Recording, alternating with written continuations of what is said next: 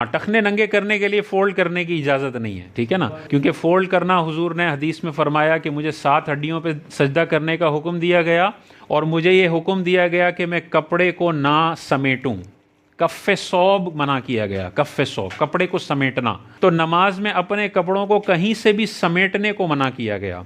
तो अगर आप यहाँ से कपड़े को समेट लेते हैं, आस्तीन को समेट कर यहाँ लेकर आ जाते हैं, ये उल्टा कपड़ा या कपड़े को समेटना कहलाएगा। हदीस में मना आ गया कि कपड़े को समेट नहीं सकते। अब एक हदीस में हुजूर ने फरमाया कि टखना खोलो, दूसरी हदीस में फरमाया कि कपड़े को ना समेटो। इस हदीस में फरमाया जो तकब्बुर की नीयत से अपने टखने ढकेगा उसे जहन्नम में अजाब होगा। इस हदीस में कपड़ों को समेटने के लिए कोई तकब्बुर की नीयत का जिक्र नहीं है। ये वाला हराम या गुनाह है अगर तकब्बुर की नीयत हो, और तकब्बुर की नीयत ना हो तो मकरूह है लेकिन गुनाह नहीं है, ठीक है। तकब्बुर की नीयत नहीं है तो गुनाह नहीं है लेकिन नापसंदीदा अब भी है।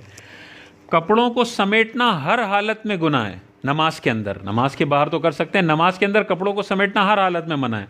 तो अगर तकब्बुर की नीयत नहीं है और टखने ढके रह जाते हैं आपके, तो अब 2 ऑप्शन हैं, या तो इस हदीस पर अमल कर लें और टखने फोल्ड कर लें, पाइंचे फोल्ड कर लें, या पाइंचे फोल्ड ना करें और इस हदीस की मुखालिफत कर लें।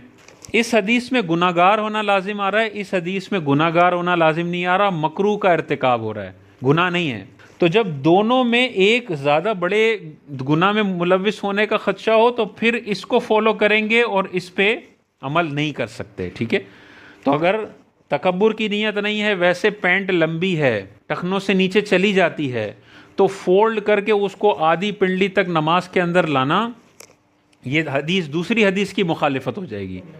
अव्वल तो है कि आप पैंट को ऊपर कर लें, ठीक है ना, फोल्ड ना करें। शलवार जैसे हम ऊपर बांध देते हैं, पैंट ऊपर बांध देते हैं, अगर ऊपर बांधने से आपके टखने खुल जाते हैं तो बेस्ट है। इस हदीस पे भी अमल हो गया, इस हदीस पे भी अमल हो गया।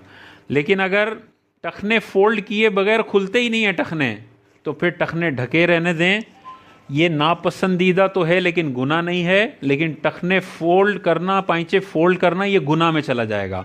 नमाज वाजिबुल इयादा हो सकती है, तो फिर इस हदीस पर अमल करें। नमाज के बाहर तो टखने पूरे ढके हुए हैं सारी ज़िंदगी, और नमाज में दूसरी हदीस की मुखालिफत करके 5 मिनट के लिए टखने खोलना।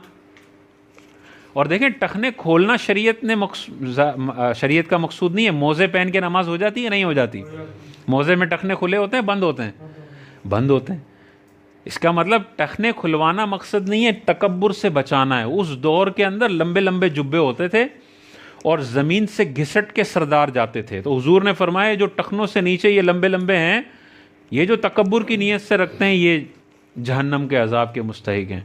लेकिन अगर बेध्यानी में नीचे चला जाता है, या पैंट सिलवाई इन्होंने लंबी है, कोई तकब्बुर की नीयत नहीं है, बड़ेपन की नीयत नहीं है, तो फिर सिर्फ मकरूह है, नापसंदीदा है, गुनाह नहीं है।